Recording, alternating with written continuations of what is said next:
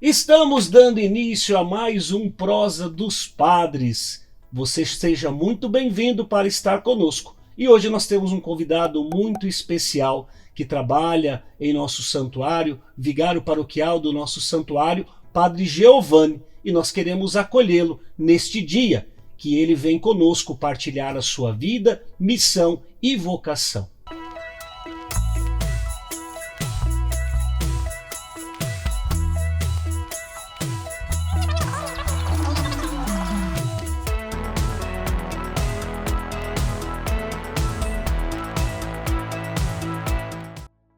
Então vamos dar início à prosa dos padres com o Padre Giovanni. Padre Giovanni, seja muito bem-vindo na nossa prosa dos padres. Obrigado, agradeço. Uma imensa satisfação estar aqui. Muito bem, então vamos começar com as perguntas, né? Vamos nos colocando aí para responder as perguntas que foram programadas e preparadas. Padre Giovanni, de onde o senhor é? Conta um pouquinho das suas origens e da sua família. Então, eu sou natural de Pernambuco, do interior do estado de Pernambuco, da cidadezinha bem pequenininha, estado de Frei Miguelinho, né? E eu, na verdade, minha família, nós moramos num lugarejo assim pequenininho também, chama-se Sete Ranchos, né? Que é a gente chama de sítio, né? Que é um lugar de roça, na verdade, né? Então, essa é a minha origem, né? Então, minha mãe é professora, era professora, que minha mãe faleceu. O meu pai é agricultor e também pedreiro, né? E nós somos em 6 filhos, eu sou o mais velho, sou o primogênito, né? Somos 4 homens e 2 mulheres. E essa é um pouco a minha origem, né? Assim, um local com bastante dificuldade, né? No contexto mesmo social e econômico, né, devido à dificuldade de emprego. A gente passava muita dificuldade, sobretudo com a questão da seca, né, que é uma região do semiárido nordestino, né, pernambucano, e a gente sempre tinha um problema muito sério com a questão da falta de água, né, sabe, que aí, hoje a questão bem diferente da época que eu vivi lá, né. Até os meus 18, 19 anos que eu vivi lá, então era uma realidade bem dura mesmo. Hoje não é mais assim, hoje até tem água encanada, tem tudo, hoje não tem mais dificuldade com água. Por mais seca que tenha, sim, a água não falta, né? Uhum. E assim, depois quando você saiu lá entre 18 e 19, veio para São Paulo já ou não? Eu vim para São Paulo, né? Vim para São Paulo, trabalhei em São Paulo, aí depois fiz minha caminhada vocacional. Muito bem. E como foi a sua infância? Quem era o Giovanni criança? Então, como toda criança, né? Corria atrás das galinhas, dos porcos. Ah, sim, criança de roça, desse que é o quê, né?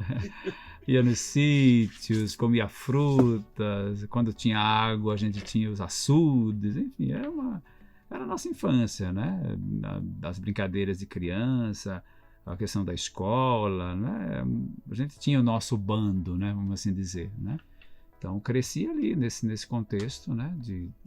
A gente brincava muito, é diferente de hoje, né? Que fica tudo preso no quarto, né? A gente adorava sair, né? Era uma tortura ficar em casa, né? Uhum. A gente tem que estar lá no terreiro, como se diz, né? A gente tem que estar junto com outros, brincando. Então, eu tive uma infância nesse aspecto muito boa, no sentido mesmo de interação, de brincar, sabe?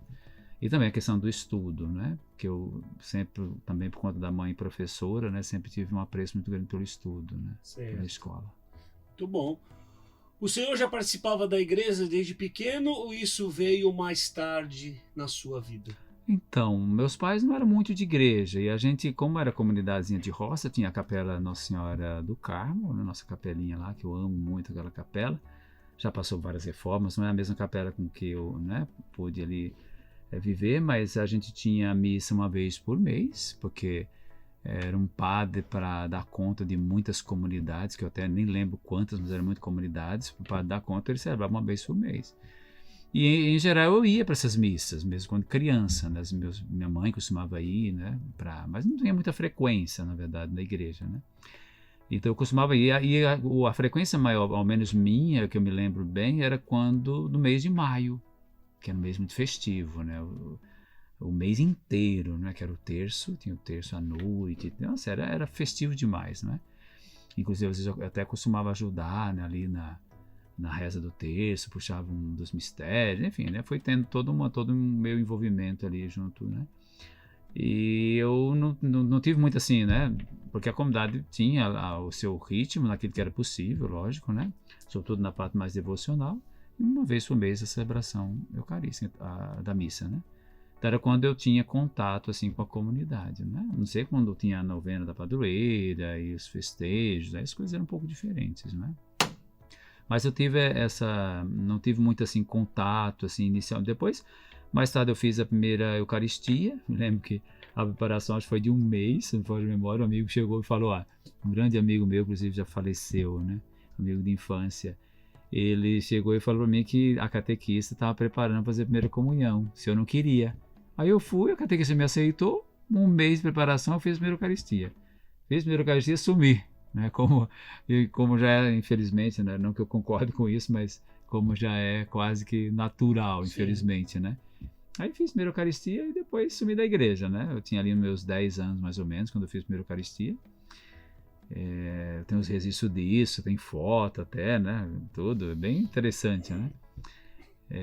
Daí depois, mais tarde, fui fazer né, era para fazer a crisma.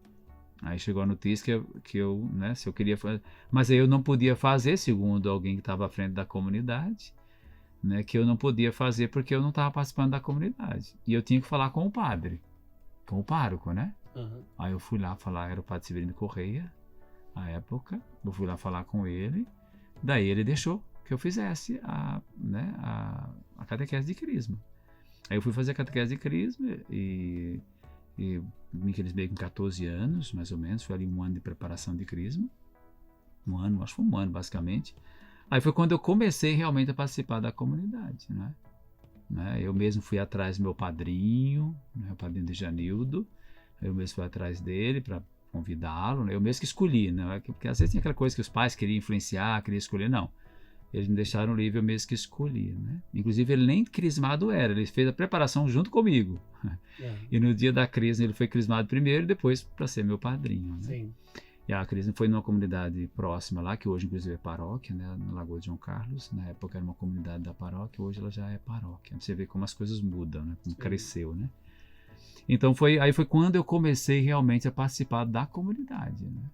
Aí eu me envolvi com as celebrações, me envolvi com o coral Nossa Senhora do Carmo, que eu gostava de cantar, né, como gosto muito. E então o coral, depois eu me tornei catequista, coordenador de grupo de jovens, e a coisa foi, né, deslanchou essa parte, né, da minha participação na igreja, na comunidade. Né? Então me envolvi bastante com as coisas da paróquia e tudo. Né? Certo. Muito bem. Teve alguém especial que ajudou a aproximar o Senhor de Deus e da igreja?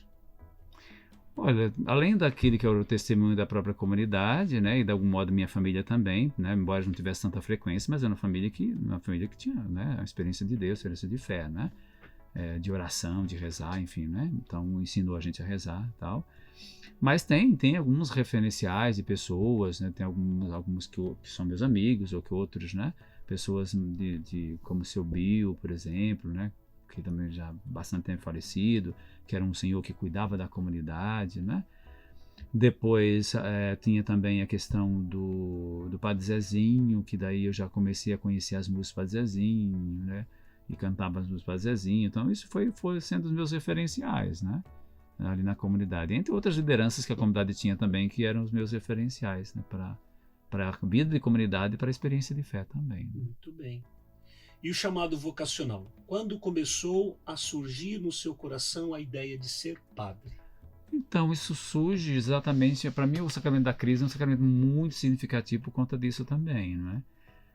Porque houve o meu despertar para a realidade da comunidade e eu comecei a me questionar, me perguntar se, né, não seria o meu caminho, né, seria me dedicar inteiramente ao serviço da comunidade. Foi quando eu comecei a pensar. Então, eu tinha ali meus 14, 15 anos mais ou menos, que eu já tinha decidido, né, que eu iria para o seminário, que eu seria padre, né? E daí foi quando começou todo na verdade o serviço na comunidade Minha comunidade era, naquela época, né, a comunidade de base, as comunidades eclesiais de base, né, que era muito forte no Brasil. Na nossa região tinha, né, tinha as nossas comunidades eram consideradas assim. Então, ali no serviço da comunidade, envolvido com a comunidade, nasceu a vocação, né? Por que não me dedicar inteiramente ao serviço da comunidade, ao serviço do Reino, ao serviço de Cristo, né? Então, a Crisma marca muito para mim. Então, é um sacramento que marcou, né? E eu me lembro que um dia, numa noite lá no colégio, eu tomei essa decisão de que esse seria o caminho. Aí fui procurar informações, conversei com o pároco Severino Correia, ele era o reitor do seminário maior da diocese de Nazaré da Mata, que é a minha diocese.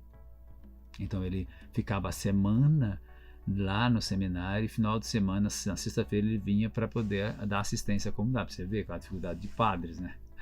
Então ele vinha dar assistência à comunidade. Então eu conversei com ele e daí ele me apresentou o que eu queria. Na verdade, eu já tinha, como eu tinha mais um contato com a questão do Padre Zezinho, eu queria um pouco saber, né, essa questão mais da vida religiosa mesmo. Já tinha um pouco isso no horizonte, bem claro, né, que eu queria ser religioso também, inspirado logicamente da pessoa do Padre Zezinho, que era um religioso, né, e sobretudo na figura do Padre Deon, porque com ele eu conheci a figura do Padre Deon.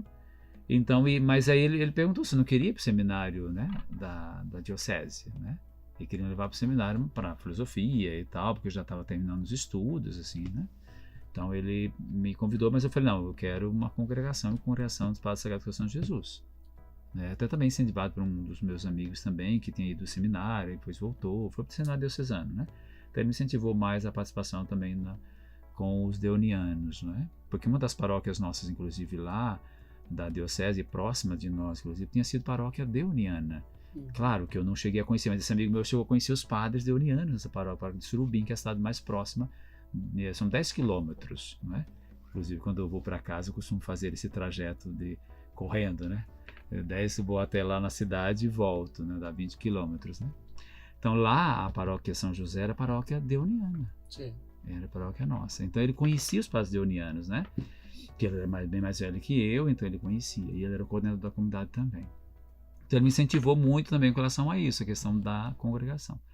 E aí no Anuário Católico, aí foi passado para mim o endereço, né, tanto lá do norte, né, que a gente chamava província do norte, que é lá no nordeste, quanto aqui de São Paulo.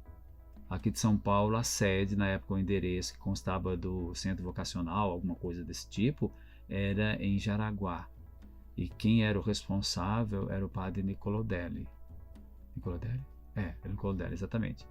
Então aí eu tive contato com o pessoal de lá, né, de Pernambuco, lá de Recife, e tive contato com aqui, né, com a província, que era uma província só, no caso, na nossa sul e sudeste. Então tive contato e aí eles disseram que eu fizesse o convento lá, porque eu estava lá, logicamente, né. Aí eu acabei vindo para São Paulo. Quando vim para São Paulo, aí eu fiz o acompanhamento aqui, né. Eu entrei em contato de novo, aí me indicaram a paróquia aqui de São Judas, paróquia Santuário São Judas, e me indicaram também uma paróquia que tínhamos em Santo André, que não temos mais, mas nós tínhamos uma paróquia em Santo André. Aí eu estava morando na Zona Leste, mas optei para vir para o santuário, né, para a questão do documento vocacional, né. Mas a vocação nasce dentro desse contexto aí da vida da comunidade, do serviço da comunidade, nesse exercício de alguns ministérios, né, nasce bem nesse contexto, né. E depois então eu acabo vindo para São Paulo para poder, já pensando nisso, vim para São Paulo por conta da questão vocacional, né? Certo. Para poder depois entrar no seminário. Muito bem. O senhor tinha outros sonhos além do sacerdócio? Como foi deixá-los de lado para seguir a vontade de Deus? Então, eu tinha, lógico, né, eu nunca pensei de sair, né, da minha realidade ali, né? O máximo que eu pensava em sair era para o Recife, talvez para conseguir um trabalho, com a dificuldade de serviço na minha região. Então eu pensava talvez em ir até o Recife para poder conseguir algum trabalho lá, né? Eu estava me formando na época como, né, no ensino médio, mas como técnico em contabilidade, então eu precisava atuar um pouco nessa área da contabilidade, né? Então era esse o meu pensar, né? Pensava em construir família, cheguei a ter um namoro ali, né, de alguns meses ainda, né? E depois aí eu acabei decidindo seguir o caminho do sacerdócio, né, do presbítero, como padre, né? Muito bem. E como foi a família e os amigos, ou melhor, como a família e os amigos reagiram quando souberam da sua decisão? Todos te apoiaram? Então, à época, eu saí de lá, eu não falei assim explicitamente, falei só quem sabia disso era um amigo meu, que inclusive veio para São Paulo, e depois ele me apoiou aqui para minha vinda. E mais uma outra pessoa, talvez assim, sabe? Eu não falei. Os meus pais desconfiavam, né, por causa da minha dedicação à igreja e tal. Uma vez meu pai falou assim, né, que eu seria padre, eu nunca disse isso para ele, que eu seria padre, que seria do gosto dele. Isso uma vez ele falou para mim. A minha mãe não, minha mãe dizia não, minha mãe falava que queria, né, os netinhos, tal, né, minha mãe, né, inicialmente assim tinha essa coisa, mas ela não sabia, nunca disse nada, não conversei nada com ela, né. Só quando eu cheguei aqui em São Paulo, que eu comecei acompanhamento vocacional, aí eu comuniquei para eles. Uhum. Né, mas a minha mãe nunca deixou de me apoiar, foi sempre, minha mãe e meu pai sempre me apoiaram muito, minha família, meus irmãos, todos me apoiaram. E as pessoas que me conheciam, né, tá, porque elas viam a minha atuação e tudo mais, elas me apoiaram muito, né, com relação a isso. Que bom.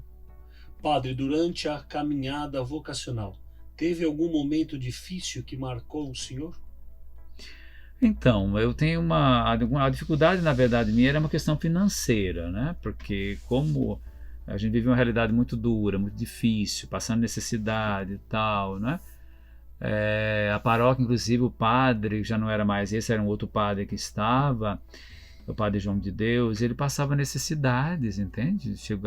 Chegou a passar necessidade na casa paroquial. Eu digo, como é que eu vou contar com a paróquia, né? Se a paróquia não consegue nem sustentar o padre, né? Tanto que descobriram, daí conseguiram ajudar, tal, né? Então eu digo, não tem como, né? Entende? Porque ali no início o meu contato era com o padre Severino Corrêa, depois com o padre João de Deus, né? Que aí trocou de pároco e ele veio, né? Então, aí na época que eu né, decidi vir para São Paulo, foi também por conta disso, para trabalhar e conseguir alguma ajuda para entrar no seminário. Então, essa parte financeira pesou muito, né? Porque eu não tinha condições e minha família também não tinha condições de me ajudar no seminário, né? Então, isso era também outra coisa que também pesava para mim, porque como filho mais velho, a gente pensa em ajudar a família nesse aspecto financeiro, apoiar os pais, né? Essa também era uma questão que, né, que também assim não foi fácil, sabe? Deixar sabendo das condições deles, né? E, então foi bem difícil. Aí eu vim para São Paulo, trabalhei naquela ilusão que a gente vai conseguir alguma coisa, foi só ilusão mesmo, porque o que ganhava dava para comprar comida, pagar aluguel, água e luz, e não sobrava nada. Se eu fosse depender desse para o seminário, na verdade eu nunca teria entrado no seminário, né? Então, até a questão de ter entrado no seminário depois foi toda uma ajuda que teve, tanto aqui do santuário, quanto da equipe de pastoral vocacional aqui do santuário, que me ajudaram, né? Que tem o chamado enxoval, né? Para poder entrar no seminário, vem lá uma lista de coisas, e aí, né, em si eu não teria condições de arcar com isso. Então, mas eu tive muita ajuda com relação a isso, né? Muito apoio. À época era o Padre Eliseu que estava aqui junto com a pastoral vocacional, que hoje, inclusive, trabalhamos juntos aqui, né? Ele foi aquele que me orientou vocacionalmente ao longo de um período ali de 1 ano, né? E também me deu todo apoio, toda ajuda, né? No contexto mesmo de me ajudar para entrar no seminário, né? Fazer esse processo de entrada. E depois tinha uma questão de salários também, daí o santuário sempre, né, ajudou nisso, né? Eu devo muito ao santuário esse aspecto também do apoio, né? Então o aspecto financeiro foi um aspecto que pesou e o aspecto familiar, por conta da situação da minha família, né? Bom, certo. Vamos lá então. E algum momento feliz que ficou gravado no seu coração? Olha, o momento assim de realização, de felicidade foi quando eu entrei no seminário em Rio Negrinho, 95, faz tempo, fazendo 30 anos que eu entrei no seminário, né? Era uma felicidade, uma alegria muito grande de poder estar, né, nesse caminho, que era o caminho que eu me sentia chamado e vocacionado, e eu me sentia realmente muito feliz. Para mim foi um ano, porque foi 1 ano em Rio Negrinho, um ano muito feliz. Não que a gente não tivesse problemas, conflitos, né, aquela vida mesmo de seminário, que é uma vida de família, né? A gente também entra no seminário achando que todo mundo é anjinho, né? Todo mundo é anjinho. Não, mas são seres humanos, né? Então, como qualquer família, tem as suas dificuldades também. Mas isso não me atrapalhou, sabe? Eu me sentia realmente muito feliz, né? E depois, com relação à questão dos meus primeiros votos também, né? Então porque a vida religiosa para mim é muito cara, não é? Eu pensava logicamente em ser padre, mas eu queria fazer a experiência primeiro, como fiz e faço, da vida religiosa. Então isso para mim tem uma importância muito grande. Então foi também um dia muito feliz. Embora eu não tinha ninguém da minha família no dia dos meus votos, por exemplo, né? Ninguém, nem um parente, nem alguém assim, um amigo, alguém mais próximo da família, ninguém. Né? Quando eu fiz os meus primeiros votos foi em Jaraguá do Sul, fiz em 2 de fevereiro de 98, né? Então já tenho 27 anos de vida religiosa. Então aquele dia também foi um dia marcante para mim. Embora eu, como disse, né, a gente sente um pouco por conta da família distante, longe, mas isso eu conseguia lidar, né, com relação a isso, né? Mas aquele dia também foi um dia muito feliz na minha vida, né? Foi quando depois eu fui para Brusque, para o processo de filosofia e tal, né? E segui a caminhada. E é claro, um outro momento feliz na caminhada vocacional é o dia da ordenação também, né? Que aí a gente, só quem passa, né, pela experiência, né, que é algo assim indescritível. Foi em que ano? Isso foi em 2007. Aqui no Foi aqui no Santuário São Júlio. Eu estava aqui, gente. Que chique. 2007. 2007. 2007. Foi dia 6 de janeiro, que é dia de Reis, né? Dos Reis Magos, e foi dia 6 de janeiro de 2007. Isso mesmo, eu já estava no seminário, já. Isso. Quase 2 anos. Então, foi aqui, a ordenação foi aqui no santuário, e a primeira presidência, a primeira missa, foi aqui ao lado no Instituto, por conta que eu trabalhei também no Instituto, no estágio, 2 anos fiz ali, no ano 2000 e 2002, porque eu terminei a filosofia no ano 2000, né? Também uma data bem significativa, né? E vim para cá, trabalhei 2 anos aqui, então, né, acabou sendo tudo por aqui mesmo, né? Não teve como fazer lá em Pernambuco, então fiz tudo por aqui, porque eu tinha feito meu processo aqui, tinha ligação com a paróquia, sempre quando tinha férias eu estava aqui na paróquia, né? Então eu tinha uma ligação com a paróquia, então preferi fazer aqui mesmo, né? E a família veio? Aí nesse caso veio toda a minha família para a ordenação, primeira missa, estavam todos, até minha avó, inclusive, né? Na época, ela também esteve aqui, era a única avó que eu tinha, né? Que era da parte da minha mãe, então ela veio também, né? A avó veio. E daí todos, meus irmãos, meus sobrinhos, cunhadas, tudo, né? Vieram todos. E depois o senhor foi até lá para em passeio para celebrar? Aí eu fui para lá para celebrar lá. Uma semana depois eu celebrei lá com a comunidade. Aí fizemos como a comunidade é pequenininha, né? Foi uma missa campal, né? Eles prepararam tudo. Foi um momento muito bonito também, muito marcante. Muito bem, tá vendo as coisas boas da vocação. Exato. Desde a sua ordenação até hoje, como tem sido o processo de amadurecimento da sua fé? É um caminho que nunca para? Claro, né? A gente tem a experiência, porque é fundamental ter uma experiência de Deus, uma experiência de fé, mas essa experiência tem que ser alimentada, né? E é como Paulo fala para Timóteo, né? Para renovar, né? Paulo diz isso a Timóteo, para renovar aquele compromisso firmado, né? Então a gente também vive nesse processo de cada dia buscar renovar, buscar crescer, né? Na experiência de Deus e também ir melhorando cada dia aquilo que é a nossa dedicação, o trabalho, né? Então o crescimento é constante, não pode parar, né? Ao menos eu busco isso constantemente, né? Sempre busco estudo, busco leituras, né? Essa procura por conhecimento, não conhecimento pelo conhecimento, né? Mas sobretudo para qualificar o serviço, né? E a dedicação ao reino de Deus, né? Então são coisas também que eu não abro mão nessa questão do crescimento interior, né? Espiritual, mas também o crescimento intelectual, né? Esse crescimento que é necessário na vida cristã, né? Essa luta, essa busca, né, para servir cada vez melhor, né? Então isso é uma exigência que eu me faço também, né? No meu dia a dia, de crescer cada vez mais na vida interior, na vida espiritual, na maturidade, enfim, né, no discernimento, na sabedoria, no conhecimento. É crescimento, a vida é isso, né? Então a gente não pode perder as oportunidades, né, que a vida vai nos dando, que por mais que às vezes custe, né, mas nos fazem crescer. Muito bem. O senhor tem muito contato com as dores das pessoas. Como consegue equilibrar esse olhar sensível sem deixar ser tomado, que se torne um peso? É uma arte também isso, eu vejo, né? Porque, de fato, como a gente tomar contato com a realidade existencial, né, das pessoas, não só do âmbito espiritual, mas aquilo que as pessoas trazem, né? Então, como de fato a gente acolher isso, não é? E acolher as pessoas, estar inteiro, inclusive, diante delas, por isso que eu falo que é uma arte, né? Porque isso é exigente, né? Você é um abdicar de si mesmo, né? Das nossas prerrogativas, né? E vocês tem alguém ali na sua presença, né? Com aquela realidade às vezes sofrida, muito dolorida, não é? Com aquela miséria que é própria, né? Infelizmente, da condição, tornou-se própria da condição humana, embora essa não seja a nossa condição primeira, lógico, mas isso se tornou por nossa situação de pecado. Então a gente precisa ter aquele olhar de compaixão, né? De misericórdia, de acolhimento, né, para primeiro não ficar pensando o que dizer, nem emitir coisas que de fato realmente não ajudem, né, a pessoa naquele processo. Mas é uma coisa assim, eu sempre procuro separar as coisas, né? E penso que Jesus fazia o mesmo, tá? Porque ele não vivia a dor dos outros, ele aliviava a dor das pessoas. E essa tarefa nossa também, não é? Quando chegou a dor dele, ele viveu a dor dele, falando de Jesus, não é? Nós também teremos nossas dores, não é? Isso não significa indiferença, sabe?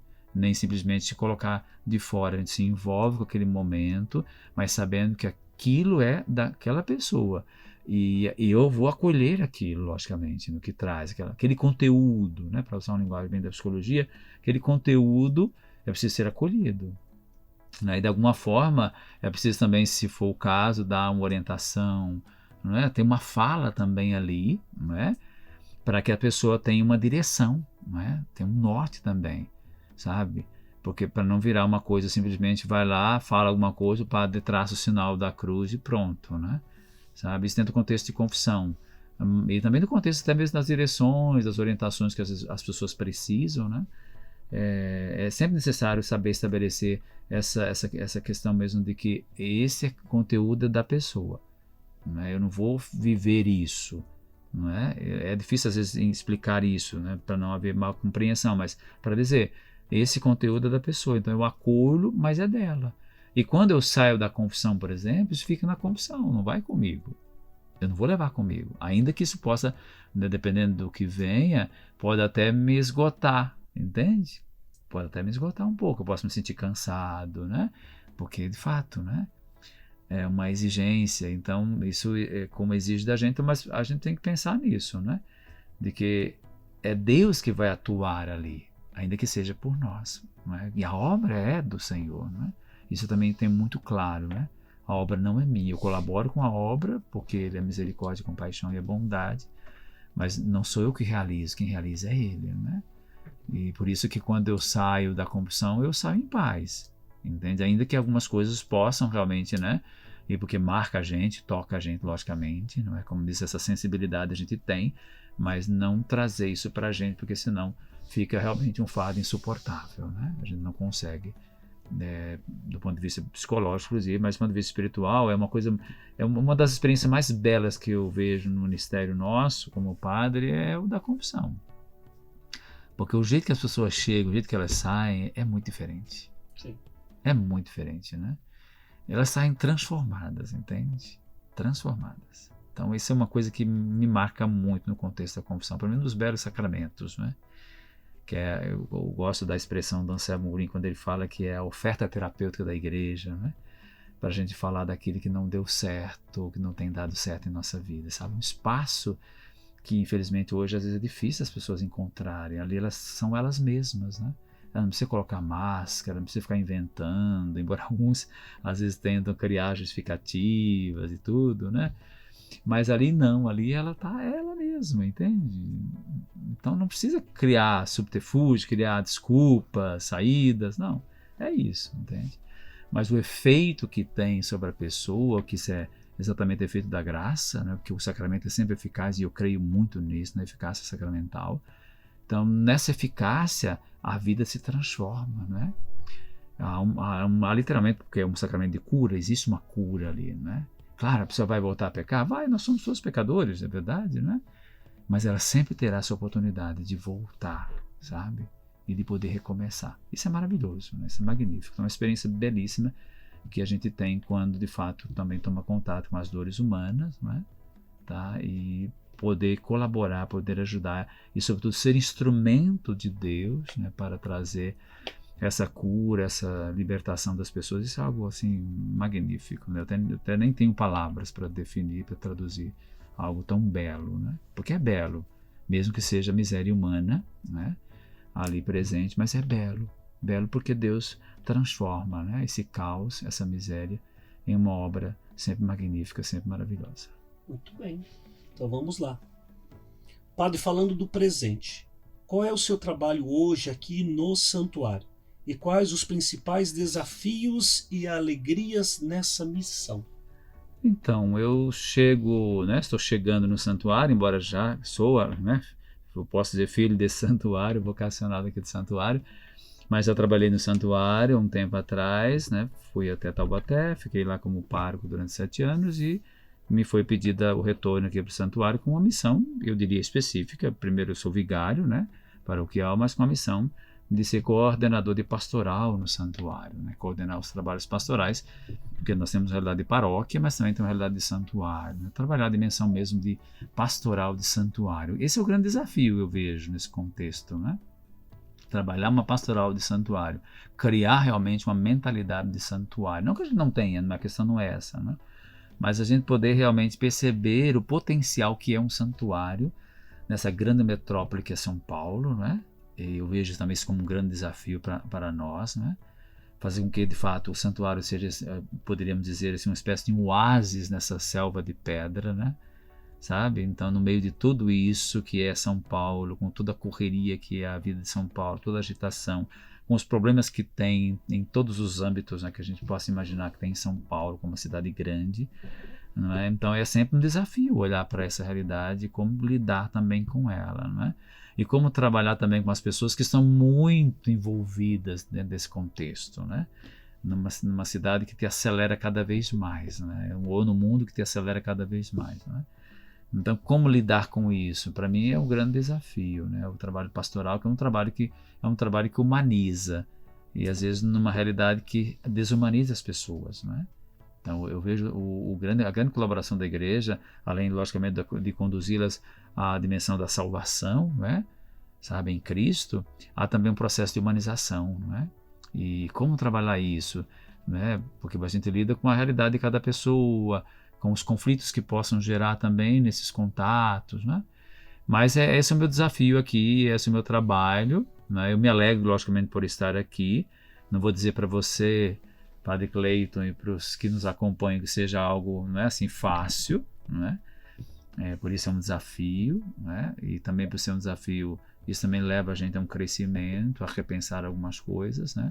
Sem ilusão de que as minhas estratégias, as nossas estratégias poderão resolver, porque quem resolve isso não somos nós, embora não quero tirar a nossa responsabilidade, logicamente, mas a obra é do Senhor, né? Então Ele que vai, né, dando o norte, a direção para essas realidades, por mais desafiadoras que elas sejam no contexto de uma cidade grande como São Paulo, né? Tá? Mas eu me sinto feliz por estar aqui e por poder colaborar com esta obra, não é? A serviço da congregação, porque para mim sempre é essa referência, não é? Eu não pedi para vir aqui, não é? Eu não fui lá falar com o provincial, eu quero ir para o santuário São Judas. Eu até poderia, qualquer um de nós pode fazer isso, né? Eu quero ir para tal lugar, né? Se vai ser atendido ou nem ser outros 500, mas não fui pedir, né? Mas me foi pedido. E eu encaro como uma missão. Sim. Né? Encaro como uma missão que me foi confiada pela congregação, primeiramente, né? E me é confiada aqui pela realidade do santuário, da paróquia Santuário São Judas Tadeu. Muito bem. Então vamos lá, seguindo as nossas perguntas. O senhor esteve à frente da Semana Bíblica. Que conselho daria para quem está começando ou retomando o estudo da Bíblia?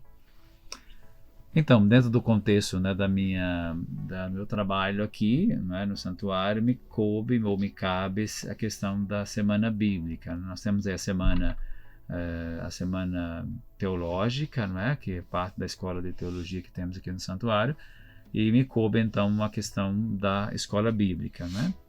Eu sou um apaixonado pela palavra de Deus, né, pela Bíblia, né? A teologia Se para alguns ela dificulta em alguns aspectos, para mim nesse aspecto foi excelente, né? O estudo bíblico me ajudou a descobrir a beleza e esse tesouro. Não que eu não tivesse gosto pela palavra de Deus, não é isso que eu quero dizer, né? Mas me qualificou ainda mais nesse interesse que eu sempre tive pela palavra de Deus. Então, para mim foi algo assim, pelo menos a semana foi excelente, não é?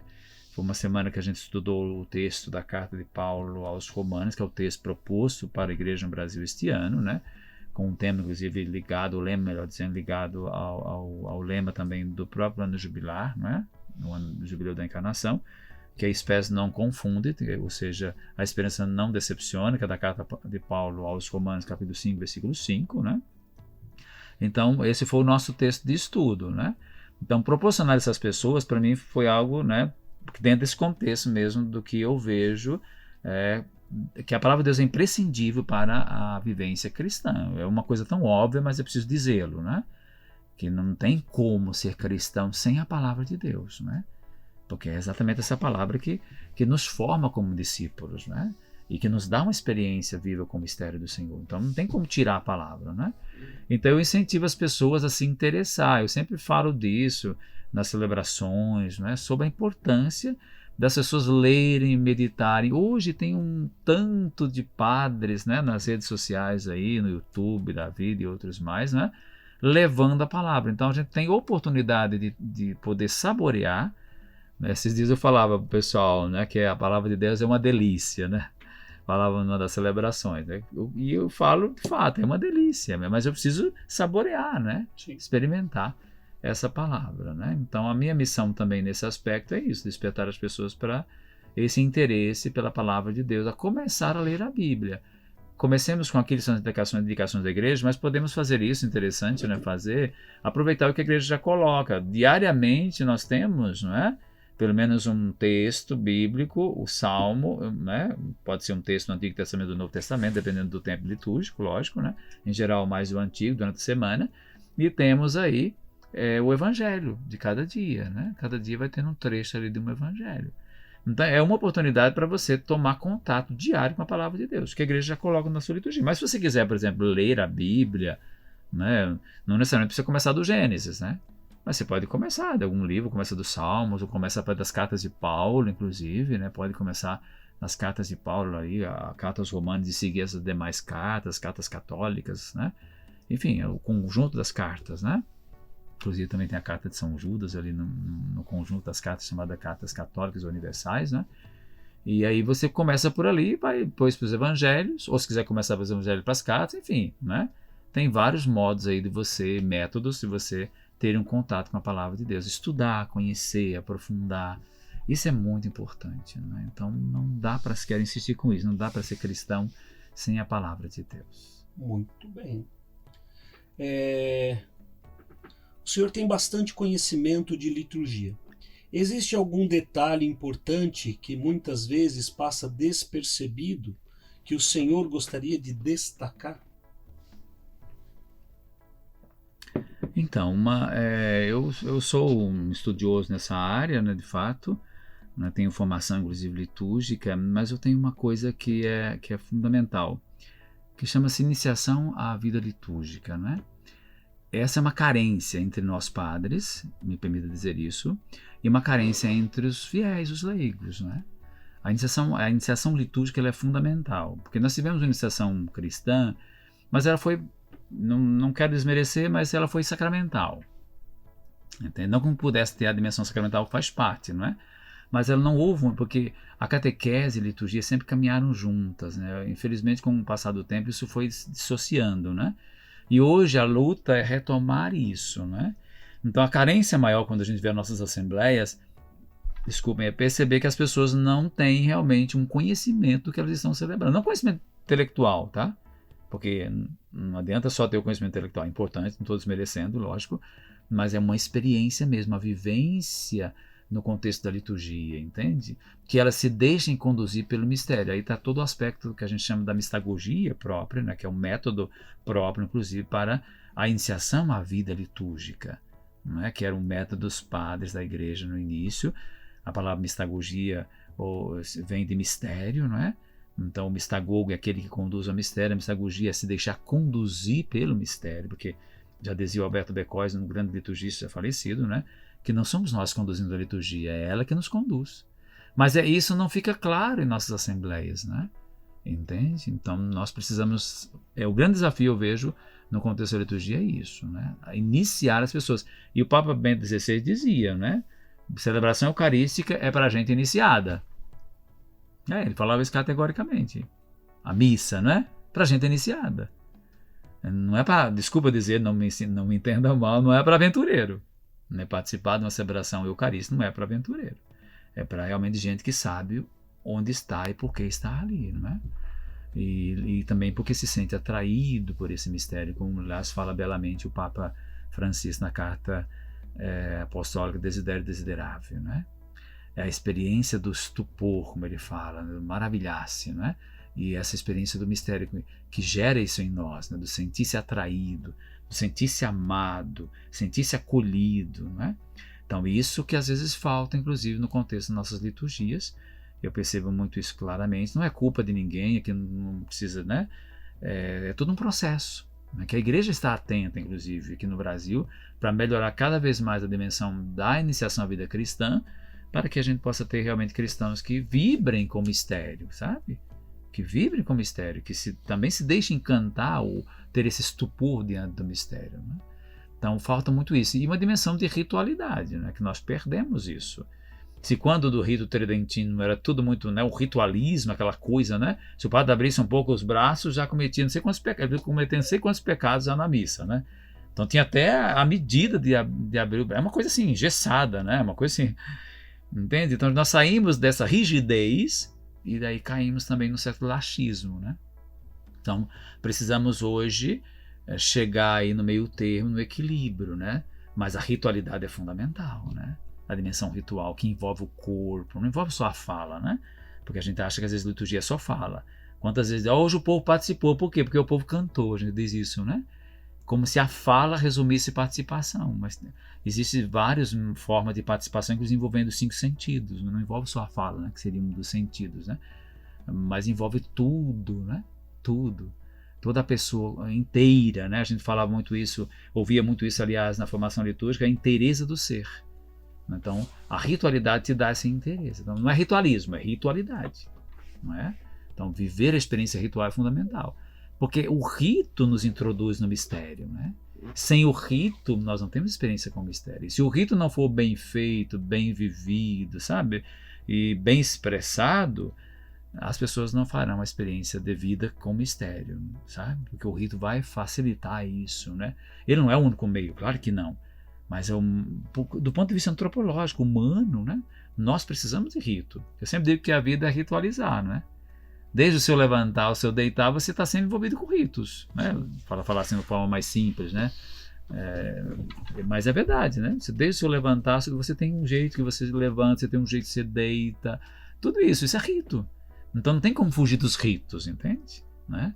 Às vezes eu costumo, não quero me estender muito aqui, mas por exemplo, a arrumação do altar tem tudo a ver com a arrumação daquele que a mamãe, ou, né, a mãe, ou as irmãs, ou quem for, faz em casa. Não é assim?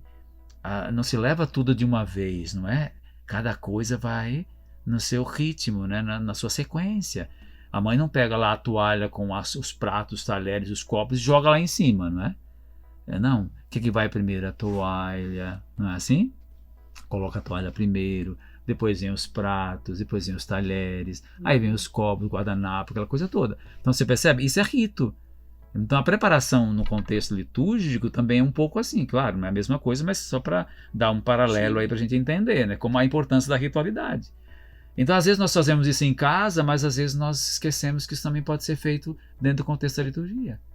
Aí a gente acha que tudo tem que vir junto, sabe? Não, cada coisa vem ser por isso que o corporal vem primeiro, aí vem as âmbulas. Só lembrar, né, do processo que se faz nas nossas casas, como as nossas mães fazem. E o capricho, né, que é feito isso, o gosto com que se faz isso, sabe? Há uma entrega, né, para ser feito isso, com muito carinho, com muito afeto, está preparando a mesa. Entende? Sabe? O aspecto de mesa, de refeição para nós no contexto da liturgia, não é à toa que a gente fala que é a ceia do Senhor, né? entende? Então tem um aspecto de mesa, né? Tem um aspecto de comensalidade, de comida, né? Então você percebe que todo esse contexto ele ajuda, né, na dimensão que eu estou falando da ritualidade. Então eu falei da questão da iniciação, a liturgia, a vida cristã, mas no contexto da liturgia, e a questão da ritualidade. São dois aspectos, eu não quero falar mais, senão eu vou me estender demais aí. Quando eu falo de liturgia, a gente vai... né? Mas seria essas duas questões que eu elenco como problema, mas também como solução, sabe? No contexto hoje da liturgia. Muito bem. Podemos depois fazer um outro vídeo sobre liturgia. Sobre algumas ritualidades ali que é interessante. Então vamos lá. Voltando ao tema da vocação. Qual é o seu conselho para os jovens e até adultos que estão em busca de um caminho para a vida? Então, a vida carece de sentido, né? De razão, né? Nós precisamos disto, né?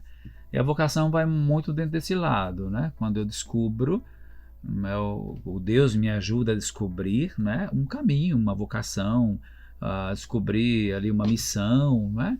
E a vida vale exatamente por isso, por essa dedicação, por esse serviço, por esse amor às pessoas, mas seja no âmbito familiar, no matrimônio, seja no âmbito ministerial, no caso, né, como um presbítero, mesmo na vida religiosa, mesmo que alguém se dedica a um trabalho de missão leigo, às vezes vai à missão, né? Então eu diria aos jovens que eles não tenham medo de ouvir a Deus, né? Eu trouxe aqui a canção do Padre Zezinho, não digas não a Deus, não tem medo, sabe, de seguir realmente o caminho, né? É bem desafiador, né? E hoje a gente nota muitas vezes que não há uma perseverança naqueles que de repente descobrem vocação, mas quando se dão conta que tem exigências, porque qualquer vocação vai ter exigências, né? Vai ter sempre exigências. Se a pessoa foge das exigências numa vocação, vai para outra, vai ter também exigências, né? Mas eu diria aos jovens que eles não precisam ter medo, né? E se sentir medo, enfrenta o medo e vai em frente, né? Mas escutar, essa é uma outra coisa hoje necessária. A gente não escuta mais, né? E sem escuta não tem como sintonizar a vocação. É necessário escutar. Escutar a Deus, escutar a si mesmo e escutar os outros, né? Porque Deus pode nos falar diretamente, mas fala sobretudo pelas pessoas, né, e pelos fatos da nossa vida. Então ele vai dando a direção. Nós vamos tendo a resposta, porque Deus não deixa de dar resposta. Essa é uma questão que eu tenho muito presente, é uma experiência que eu tenho, né? Deus não deixa de dar as respostas. Pode até demorar um pouco, tá? A gente pode até ficar angustiado porque elas demoram, mas elas vêm. Isso Deus não deixa de dar as respostas. Eu preciso estar em sintonia, que é o que mais falta hoje, porque a gente vive um mundo muito disperso, né? Há muita dispersão, a gente já não consegue mais se concentrar. Como é difícil se concentrar hoje, né? Então, sobretudo as novas gerações têm uma dificuldade imensa de concentração, né? E não é só eles, porque nós estamos dentro desse mesmo ritmo, né? Numa vida acelerada, a gente vai perdendo um pouco essa sintonia, e até mesmo com a vida. Por que tanta gente sem sentido na vida, entende? Nós temos uma realidade hoje, né? Tanta gente que chega, até mesmo para nós, né? Chega sem sentido. Então precisamos abraçar aquilo que de fato vale a pena e se dedicar por um ideal, né? Às vezes há uma carência de ideais hoje, sabe? Sonhar. E sonhar é fundamental. O Augusto Cury diz duas coisas de Jesus que eu acho belíssimas e revolucionárias, que Jesus ensina a gente: a sonhar e a pensar. São duas coisas que nos humanizam e ao mesmo tempo nos divinizam, né? Sonhar e pensar. Porque se a gente sonha, a gente tem por que lutar, né? Porque ir em busca e ir atrás, né? E o pensar, porque exatamente nos faz ver, né? Enxergar, ter as consequências, mas também poder lutar por aquilo que são os nossos valores, né? Aquilo que de fato vale a pena a gente se empenhar e se dedicar. Então, peço aos jovens que se desafiem, né? Tá certo? E sejam ousados, que é o que o Papa Francisco falava, né? A parresia, né? Tá faltando parresia hoje, na igreja, no mundo, e que a juventude possa, né, ser esse estandarte, eu diria, da parresia, da ousadia, da audácia, da coragem, da determinação, que tudo isso significa a palavra parresia, né? É uma palavra grega. Que eles tenham essa ousadia de seguir o caminho de Jesus, mesmo quando precisa e vai precisar abraçar as cruzes. Muito bem. E dentro da sua vocação, qual foi a canção do Padre Zezinho que marcou sua vocação? Oh Deus, tem tantas. Tem muitas canções do Padre Zezinho, assim, que me marcaram, né? Porque eu, como disse, eu venho de família muito pobre, né? Então, uma senhora que é catequista, com quem eu tenho também uma admiração imensa, ela era professora, catequista, ela me deu, na época, a gente chamava de radiola, né? Hoje nem tem isso mais, né? Então, eram aqueles discos grandes. Aí eu fui comprando os discos do Padre Zezinho, não é? E antes de eu ter, na verdade, antes de eu ganhar essa radiola, eu ia na casa do vizinho. Ir na casa do vizinho para lá poder escutar as músicas e aprender, decorar inclusive as músicas para Zezinho. Eu sabia quase todas as músicas de cor para Zezinho, né? Então aí eu cantava e aí aquilo foi me embalando, mas sobretudo a música Se Ouvires a Voz do Vento, né? Que é uma música bem de apelo vocacional, né? A decisão é tua, né? Essa é uma das músicas que me marcou. Aí tinha aquela música também do No Peito Eu Levo uma Cruz, sabe? Né? Sim. Essa música também, porque a gente cantava isso no nosso grupo de jovem, na igreja, né? Essas músicas foram me embalando. As músicas também que ele tinha de Nossa Senhora, né? Algumas músicas assim, bem antigas do Padre Zezinho, que eu acho que hoje, né, já nem se cantam mais, né? Vez por outra isso me vem à memória, né? Que a gente cantava no terço as músicas do Padre Zezinho, né? Mas essas músicas, sobretudo a música, essa música A Decisão é Tua, né? Se ouvires a voz do vento, né? Então, essa música que também me chamava muita atenção. E tem tantas músicas, para você pegar a música Águia Pequena, né? Que letra tem essa música, né? Eu não lembro agora a letra dela, né? Na época eu era mais jovenzinho, a gente guardava muito mais as coisas, né? O tempo passa, a gente vai esquecendo, que não continua cantando, né? Mas Águia Pequena, por exemplo, é uma música maravilhosa, né? Tu me fizeste uma das tuas criaturas com ânsia de amar, águia pequena que nasceu para as alturas com ânsia de voar. E aí vai, eu não lembro a letra toda, mas só para dizer, né, que a letra também dessas músicas me motivavam muito, né? E sobretudo no aspecto vocacional, né? Porque tem uma parte que vai falar da vocação, né? Pena que eu acabei não trazendo ela aqui, né? Mas é uma música belíssima, né? E que me tocava muito, né? As letras, porque uma coisa que eu presto atenção é nas letras das músicas. Seja qualquer tipo de música, e especialmente música, que é música, às vezes são músicas religiosas ou de mensagem religiosa, né? As músicas deles são para isso. Inclusive, eu estou aqui com as partituras, exatamente uma coleção, A Canção e a Mensagem, porque o Padre Zezinho, né, traz muitas mensagens nas suas canções. E diferencia, logicamente, da música erudita, da música litúrgica, por exemplo. Então, eu observo muitas letras. Para mim, a letra é fundamental, né? E eu sempre fiquei encantado com as letras das músicas do Padre Zezinho, sempre. Elas me ajudaram muito na vivência vocacional também, na decisão vocacional, né? Me ajudaram bastante. Você chegou a ser secretário dele quando você morava no conventinho dele? Sim, 4 anos eu fui secretário do Padre Zezinho. Sim, você vê, né? Como são as coisas. E ainda guarda todos os CDs? Eu tenho tudo comigo. Não tenho mais o long play, aqueles LP, né, vinil, eu não tenho mais. Já nem sei se existe, se está em casa, nem sei onde andam, né? Mas quando foram saindo os CDs, né? Aí eu fui comprando, eu tenho tudo do Padre Zezinho. Eu sei imaginar o Padre Zezinho, até em outras línguas também eu tenho, né? Espanhol, italiano, eu tenho tudo, eu sou fã. Que bom, que bom. E tem todo o material dele, as partituras, você pode ver aqui, né? Aqui as partituras que eu tenho das músicas do Padre Zezinho, né? Tudo aquilo que saiu de partitura eu tenho comigo. Que coisa boa. Tudo, né? Porque eu também canto, né? E sou um pouco músico também, então eu gosto muito das canções do Padre Zezinho. Muito bem. Para encerrarmos, gostaria que o senhor nos dissesse em poucas palavras o que significa para o Padre Giovanni ser padre, ser deoniano, ser do Sagrado Coração de Jesus. Então é viver essa oblação, não é? Esse amor e reparação que é próprio do nosso carisma, né? Então viver de amor, tem uma canção, inclusive, é um texto de Santa Teresinha, né? Do Menino Jesus, né? Viver de amor, né? Então essa é a razão, né? E para mim o que significa exatamente ser uma vida doada, entregue, mas por amor, né? Amar e servir, né? O padre Deon falava, né, que as suas duas paixões era o amor e a verdade, né? Então amar e servir, né? Estar a serviço, inclusive era uma das falas também de Madre Teresa de Calcutá, né? Então amar e servir, sabe? E é isso que realmente faz com que eu me sinta feliz e realizado pela missão. Não que eu, né, já tenha completado tudo, no caminho é sempre longo, né, e a estrada está aí, né, até quando Deus quiser, mas esse é o sentido, né, e a razão também de ser deoniano.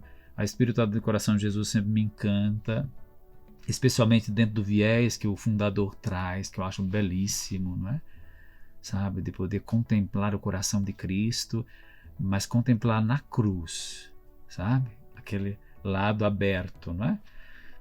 De onde jorra sangue e a água, de onde nasce a igreja e nasce os sacramentos, não é? No símbolo da água, que é o batismo, e o sangue, a Eucaristia, não é?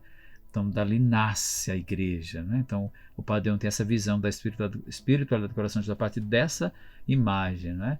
Tanto que, para mim, é muito cara a imagem do Padre Deon, de joelho diante da imagem do coração de Jesus. Aquilo lá, para mim, é muito significativo, diz muito para mim, não é?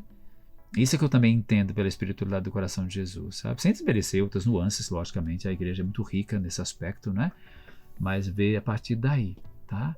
E me sinto muito feliz por ser padre do Sagrado Coração de Jesus, na congregação dos padres do Sagrado Coração de Jesus, né? Sendo deoniano, né? Então, essa, para mim, é o meu carisma, é a minha identidade, né? Tem uma canção que o senhor sempre canta no final da missa. Sim. E assim, qual é o significado e o sentido desta canção para o senhor? O pessoal geralmente comenta, gosta muito de ouvi-la. E peço ao senhor para cantar para nós. Oh. Muito bem. Então, essa música das semanas de liturgia que eu sempre participo, apesar de que o ano passado, esse ano, como vai cair durante a novena, então não vai ser possível participar. A novena de São Judas eu não tenho como participar, mas eu sempre participo da semana de liturgia. E foi na semana de liturgia que eu conheci essa música. Nas celebrações da noite, né? Porque logicamente fala da noite, então era o refrão meditativo para iniciar a oração da noite, né? Porque a semana de liturgia é como se fosse um grande retiro, né? A gente vai lá para rezar, não só para aprender, né? Para estudar, mas sobretudo para rezar. Por isso também que eu gosto muito de participar da semana de liturgia. E até incentivo, viu? Vale a pena participar. Na semana de liturgia acontece em Itaici agora, né? Se acontecia em outro espaço, agora está acontecendo em Itaici, né? Então foi ali que eu aprendi. Aí quando eu fui para a paróquia Mãe da Igreja, eu comecei a cantar no final da celebração, não é? Eu sempre falo, né, para que a gente tenha uma noite tranquila e um sono restaurador, então nada melhor do que cantar uma música que fale também disso, né? Que é uma música, essa música, na verdade, ela é do Frei Adolfo Temme, que é um franciscano que já faleceu, né?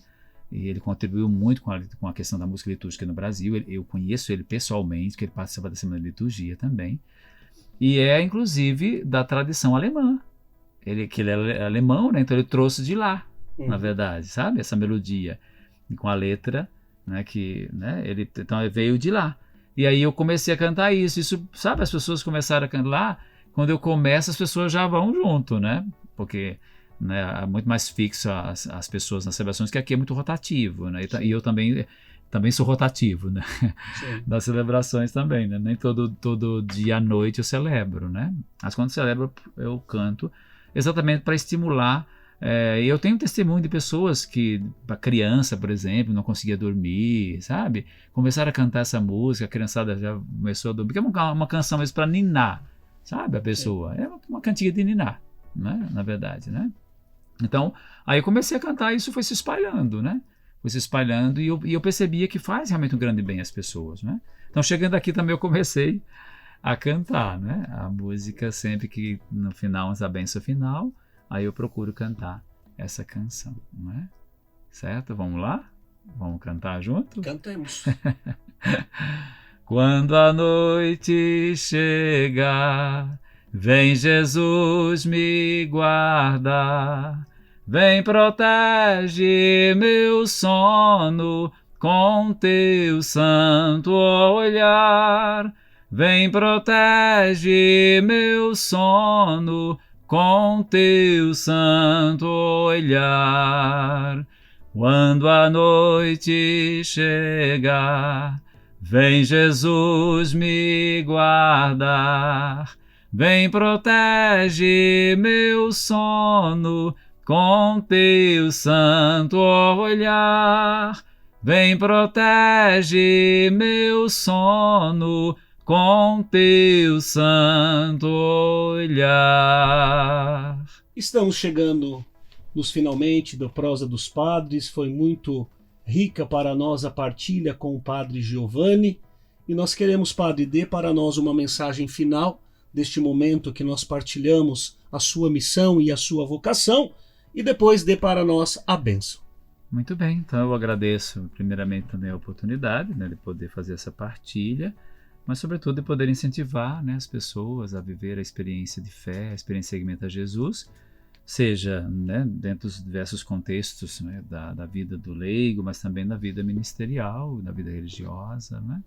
Então gostaria de incentivar, nós sempre estamos precisando de mais pessoas para se dedicarem ao reino, né? Sempre uma carência, e o Senhor nos colocou, né, como que nós devemos proceder dentro das carências, que é rezar, né? Pedir ao Senhor da Messe que envie mais operários para a Messe, tá? Então nós constatamos uma carência. É muito interessante, Jesus, né, lida com essa questão de carência, mas também sempre dá uma solução, né? Eu não vou aqui me estender, mas é bom a gente perceber isso, né?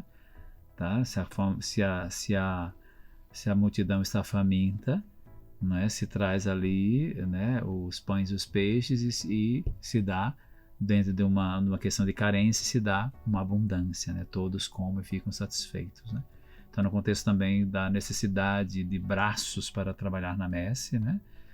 Aqui me lembro de uma canção que o Senhor necessitou de braços, né? E então, dentro disso, devemos pedir que o Senhor envie trabalhadores à sua messe. Então, essa mensagem que eu gostaria de deixar, que a gente possa pedir, não só no aspecto ministerial, mas também no aspecto de que os batizados, né, se comprometam e assumam a sua vocação batismal na igreja, porque é direito e dever de todos eles, assim como o nosso. Amém. Acolhamos então a bênção do Senhor, que Ele nos abençoe, nos confirme a nossa vocação e missão e nos conceda assim mais as graças que nós necessitamos, sob o olhar e intercessão de São Judas Tadeu. O Senhor esteja convosco. Ele está no meio de nós. Que desça sobre vós a bênção do Deus que é Todo-Poderoso, Pai, Filho e Espírito Santo. Amém. Amém. Lembrando a você, compartilhe. Lembrando a você, dê o seu like para que mais pessoas nos acompanhem e reze. Lembrando que estamos para começar a novena do nosso padroeiro São Judas Tadeu. Adquira o livro da novena, que foi preparado com muito carinho. E também, na loja, tem a imagem oficial do nosso padroeiro São Judas Tadeu, que é a réplica da original que está na igreja antiga. Ela foi feita com muito carinho. Então adquira esta imagem, que você também estará ajudando com as obras, os trabalhos sociais do santuário e também para as vocações. Que Deus te abençoe e até a próxima prosa dos padres.